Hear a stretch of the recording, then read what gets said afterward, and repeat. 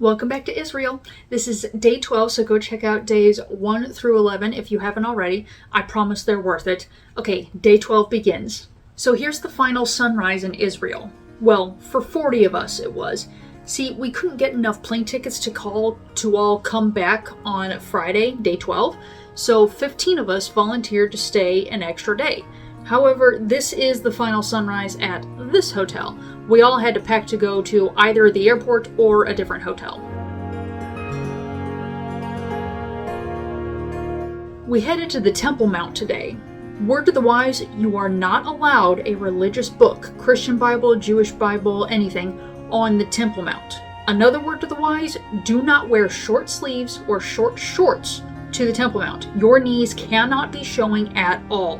I recommend pants that go down to the middle of your shins or longer, even for guys. And put a shawl around your arms if you're wearing short sleeves that day. Otherwise, they give you these lovely brown and yellow coverings to put on over your clothes. This is the Al-Aqsa Mosque. As I mentioned, it is the main mosque used for worship. It was originally a small prayer house built by Umar and rebuilt and expanded by his son in 705. After an earthquake in 746, the mosque was completely destroyed and rebuilt in 754 and again rebuilt in 780. Another earthquake destroyed most of it in 1033, but 2 years later, Al-Azhir built another mosque which has stood to the present day. This is the Dome of the Rock, directly across from the Al-Aqsa Mosque. It's 180 feet tall, built in 691 AD. It is the oldest Islamic building in the world. This is where the southern gate was located before they filled it in. This was the main entrance to the Temple Mount.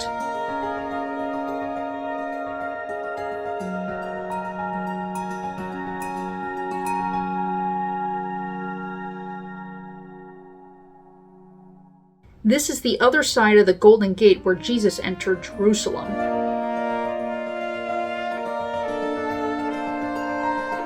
Then Solomon began to build the temple of the Lord in Jerusalem on Mount Moriah, where the Lord had appeared to his father David. You may not have known this, but the Temple Mount was also the location of where Abraham brought Isaac to sacrifice him before God spared him. The Temple Mount is located on Mount Moriah. Sometime later, God tested Abraham. He said to him, "Abraham, here I am," he replied. Then God said, "Take your son, your only son whom you love, Isaac, and go to the region of Moriah. Sacrifice him there as a burnt offering on a mountain I will show you." Early the next morning, Abraham got up and loaded his donkey. He took with him 2 of his servants and his son Isaac. When he had cut enough wood for the burnt offering, he set out for the place God had told him about. When they reached the place God had told him about, Abraham built an altar there and arranged the wood on it. He bound his son Isaac and laid him on the altar on top of the wood. Then he reached out his hand and took his knife to slay his son. But the angel of the Lord called out to him from heaven, "Abraham, Abraham." "Here I am," he replied. The angel of the Lord called to Abraham from heaven a second time and said, "I swear by myself, declares the Lord, that because you have done this and have not withheld your son, your only son, I will surely bless you and make your descendants as numerous as the stars in the sky and as the sand on the seashore.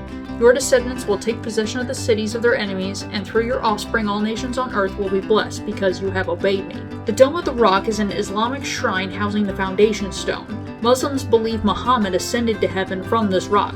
Jews believe it to be the stone that Abraham almost sacrificed his son Isaac on. And as the Dome of the Rock now stands on the original site of the Jewish temple, this rock was where the Holy of Holies once stood and may even be the place where the Ark of the Covenant rested.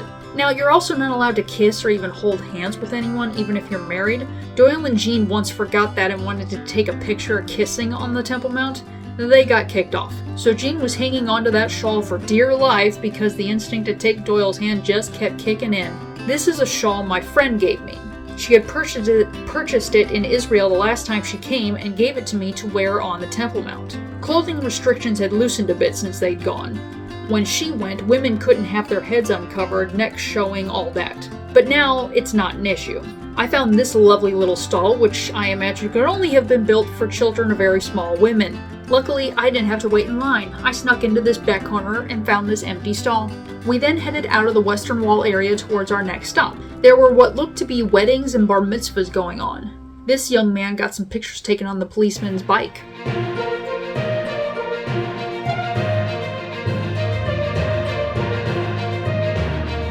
Our next stop was the city of David, which I had mentioned earlier was located to the south of the Temple Mount. The king and his men marched to Jerusalem to attack the Jebusites who lived there. The Jebusites said to David, "You will not get in here, even the blind and the lame can ward you off." They thought David cannot get in here. Nevertheless, David captured the fortress of Zion, which is the city of David. We are standing where David's palace would have stood. The city of David is on the slope of Mount Moriah, and the palace was at the top, so you can see how easy it would have been for David to look down and see a woman bathing on the roof. This is Silwan on the other side of the Kidron Valley, which is a wadi about 3 miles long between the city of David and the Mount of Olives. It's also called the Valley of Jehoshaphat, believed to be the scene of the final judgment, hence the cemetery on the Mount of Olives above it. Here is the southern gate that has been bricked up, but you can see the archways where the gates were. Underneath the city of David is Hezekiah's tunnel. During Hezekiah's reign over Judah, the northern kingdom of Israel was destroyed by the Syrians. Hezekiah fortified Jerusalem against Babylonian threat. He built walls and added a tunnel to bring water to the city, connecting the spring of Gihon, which is the main water supply for Jerusalem, providing more than 34,250 cubic feet of water per day, and flows out of a cave on the eastern side of the hill on which the city stands, to the pool of Siloam. Here's a model of the wall from the time of David, and here is that same wall. First we entered Warren's shaft. It's the shaft that was dug to reach Hezekiah's tunnel.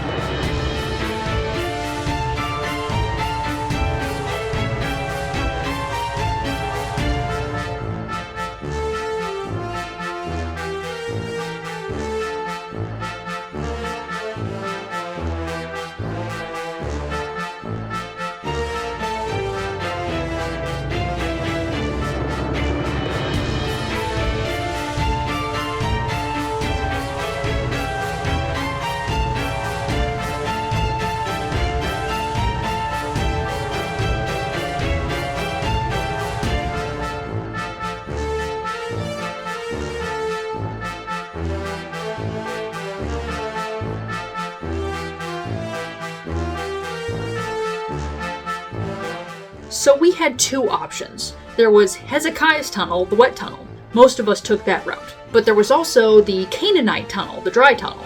We only had time for one or the other, not both, which kinda sucks. I wanted to check out the dry tunnel too. Oh well, put it on the agenda for next time. So here we are heading down Hezekiah's tunnel.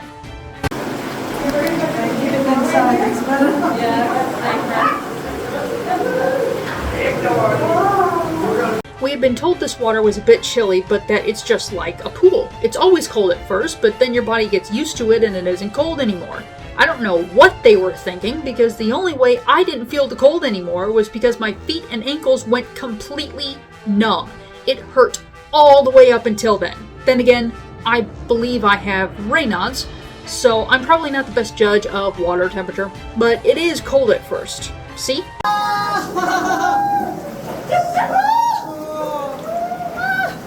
By the way, that was the only part of the tunnel that was that deep. Most of the time it didn't go above our ankles.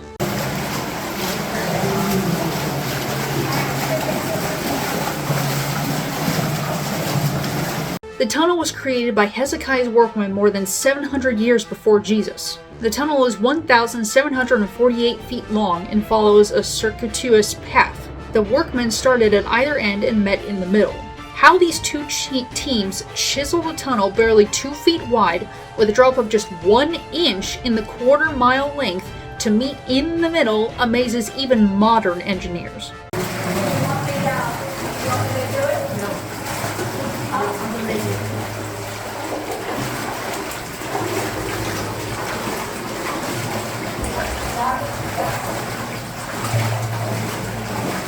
I would love to walk this tunnel sometime by myself in the dark, because there's no drops, no turn-offs. You just put your hands on the walls next to you and follow it the whole way. I would take a flashlight, of course, in case the dark became too much for me, but I'd love to go all the way in the dark sometime. This is awesome.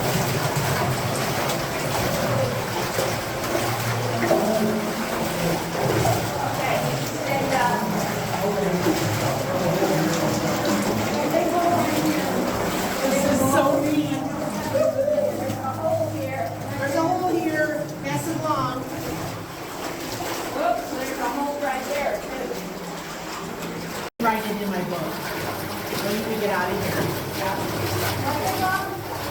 Hidalgo. I need to spell it too. I can't understand it. What's it about? It's about someone who rescued the Mustang, but it's a race between a structure great distance and a Mustang. Remember how he stuck the knife? Near the middle of the tunnel where the two teams of diggers met, you can see where they realized one side of the tunnel was too high and had to go back and carve lower through the rock. It's really dark. Oh, it's dark. Use your phone? That's a dark, my phone. I didn't Yours is dark too? it was dark. Yeah, when you open the flash, it's not Well, I was doing a video and then Oh.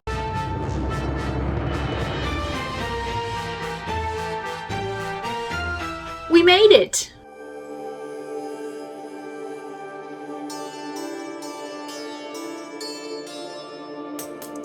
When you get out of Hezekiah's tunnel, you're in the area of the Pool of Siloam.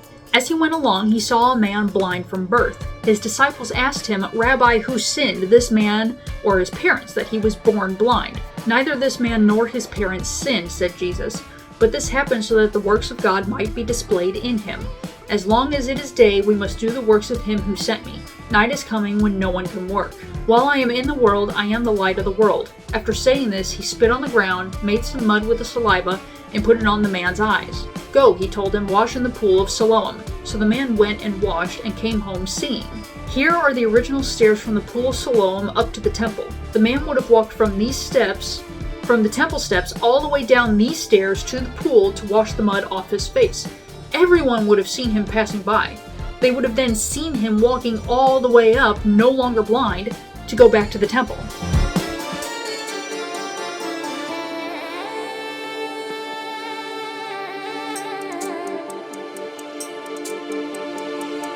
We then had to walk up the hill back to the old city. I think we must have gone up the steep side street instead of the shallower main road because this hill was brutal.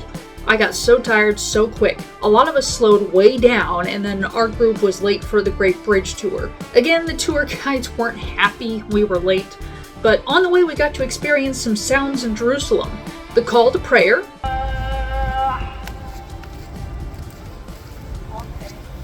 and a bar mitzvah.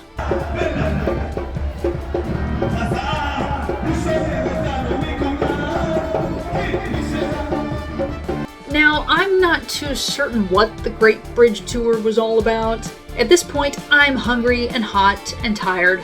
I can feel my body had been on the verge of some heat exhaustion and general exhaustion when we got into the shade. So with the heat and my blood sugar dropping from delayed lunchtime, I was feeling so horrible. I'm not really paying attention to anything. But enjoy these pictures anyway.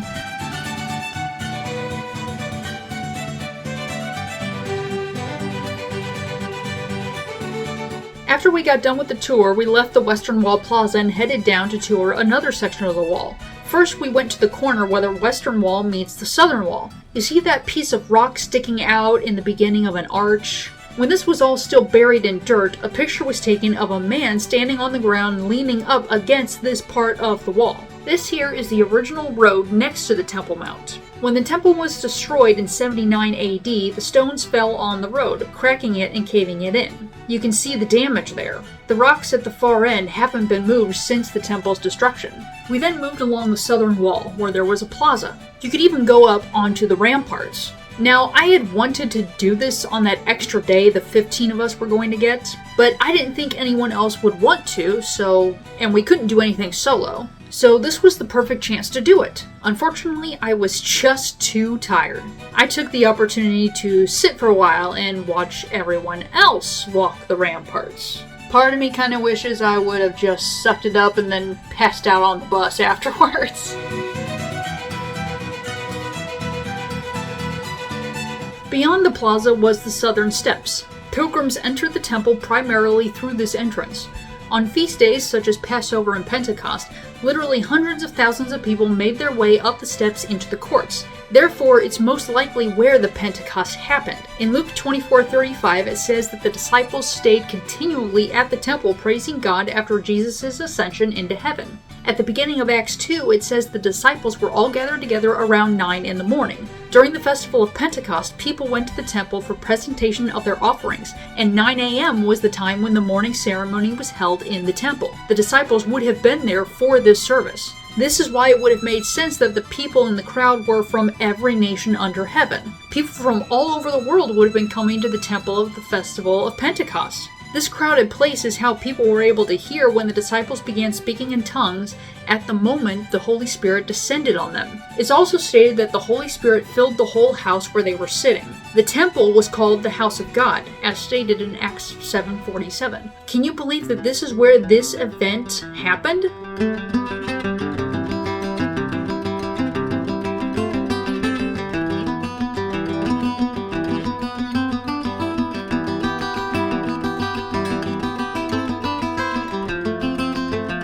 This here is near where the southern wall and eastern wall met. This wall here was built by Solomon.